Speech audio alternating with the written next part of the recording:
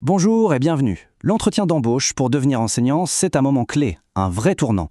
Alors aujourd'hui, on va décortiquer ensemble les meilleures stratégies pour vraiment le réussir.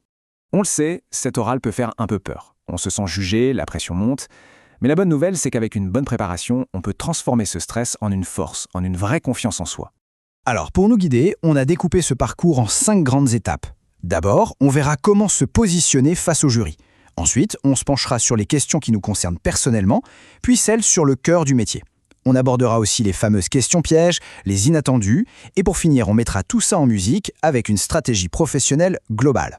Allez, on plonge dans le vif du sujet avec la première partie, faire face au jury. Tout part de là en fait. Il faut d'abord comprendre quel est l'objectif de cet entretien, ce que le jury cherche vraiment à savoir.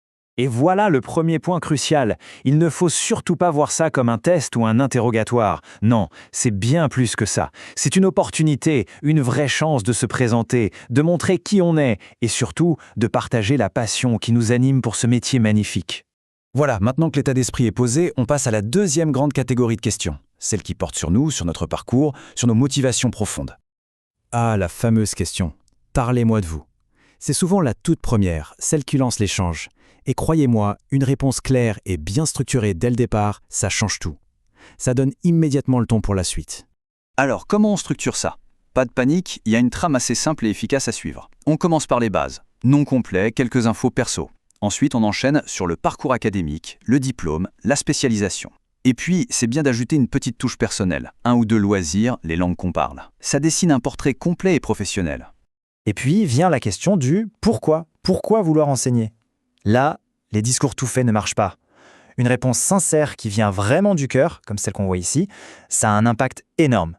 Ça montre qu'on ne parle pas de théorie, mais d'une vocation, d'une envie réelle de travailler avec des enfants, de voir leur potentiel et de les aider à grandir. Bon, on a parlé de nous, de nos motivations, et logiquement l'étape d'après, c'est le concret. Le jury va vouloir savoir comment on travaille sur le terrain. On entre donc dans le dur, dans les questions sur le métier d'enseignant et les compétences pédagogiques. Un point fondamental à maîtriser, c'est la structure d'une leçon. Peu importe la matière, une bonne leçon suit quasiment toujours ce schéma en 3 temps. D'abord, une introduction pour accrocher les élèves, poser le cadre. Ensuite, le cœur du réacteur, la phase de construction, où l'apprentissage se fait vraiment. Et enfin, et c'est indispensable, une phase d'évaluation pour vérifier que le message est bien passé. Ce qui est hyper important aujourd'hui, c'est de montrer qu'on a bien compris que le rôle de l'enseignant a changé. On est loin, très loin du modèle traditionnel où le prof déverse son savoir. Non, le rôle moderne, c'est d'être un guide, un mentor. C'est l'élève qui est au centre et nous, on est là pour l'accompagner dans sa propre construction du savoir. Voilà une question redoutée mais incontournable. La gestion d'un élève perturbateur. C'est un vrai défi du quotidien. Alors comment on y répond? Voyons une approche qui se veut constructive et qui se déroule en plusieurs étapes. Ce qui est vraiment intéressant dans cette méthode, c'est sa progression. On ne commence pas par la sanction, mais par la valorisation. On donne une responsabilité. Ensuite, on agit sur l'environnement, on l'implique. On n'oublie jamais de renforcer le positif. Et si ça ne suffit pas, la dernière étape, c'est le dialogue en privé. C'est une approche profondément humaine, qui cherche à comprendre et à inclure, pas à exclure. Maintenant, attention, un entretien, ce n'est pas juste un questionnaire prévisible.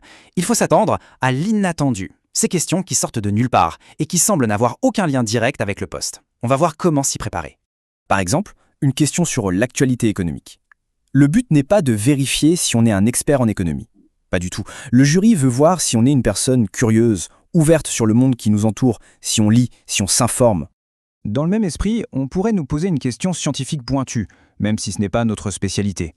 Là encore, le but n'est pas de nous piéger, c'est de voir si on a une culture générale solide. Et surtout, si on est capable d'expliquer un concept complexe de manière simple. Une compétence clé pour un prof, non?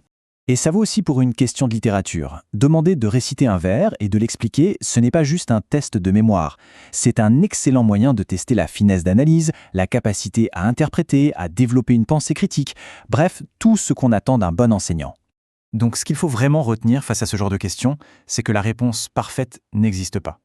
Ce qui compte, ce n'est pas tant le quoi que le comment. Comment on réfléchit, comment on structure une pensée, comment on fait face à l'inconnu. C'est notre adaptabilité qui est jaugée. On arrive à la dernière partie, la touche finale. On a le fond, les idées. Maintenant, il faut soigner la forme. C'est la stratégie professionnelle, tous ces petits détails qui, mis bout à bout, font une énorme différence le jour de l'entretien. Pensez à votre corps. Il parle autant que vos mots. Un sourire, un contact visuel, ça crée une connexion. Se tenir droit, ça montre de l'intérêt. À l'inverse, gigoter ou parler trop vite, ça peut être interprété comme un manque d'assurance. Ce sont des signaux, et il faut apprendre à maîtriser ceux qu'on envoie. Et voici une technique psychologique super puissante, le cadrage positif. Regardez l'exemple. La couleur noire, on peut y voir la tristesse, le deuil ou l'élégance et la formalité. Appliquer ce principe à toutes les réponses, c'est montrer un état d'esprit constructif, optimiste, et ça, c'est très recherché. Pour finir, voici une petite checklist des derniers détails qui comptent. Arriver en avance, c'est la base. Une tenue professionnelle, c'est évident. Des réponses concises. Et puis, des petites choses qui montrent qu'on a bien préparé. Connaître le nom du ministre d'Éducation, avoir pensé à un livre qu'on a lu récemment. Tout ça, ça montre qu'on ne vient pas les mains dans les poches. Au-delà de toutes les techniques, il y a quelque chose de plus profond. Le succès vient aussi, et peut-être surtout, de la conviction intime qu'on est là pour une bonne raison, qu'on croit en cette mission d'éducation. C'est cette flamme qui doit transparaître. Finalement, avec tous ces outils, chaque réponse n'est pas juste une réponse. C'est un morceau d'une histoire, notre histoire professionnelle. Toutes ces briques, mises ensemble, doivent construire un récit cohérent et convaincant. La vraie question à se poser est donc celle-ci. Quelle histoire mes réponses vont-elles raconter sur l'enseignant ou l'enseignante que je veux être ?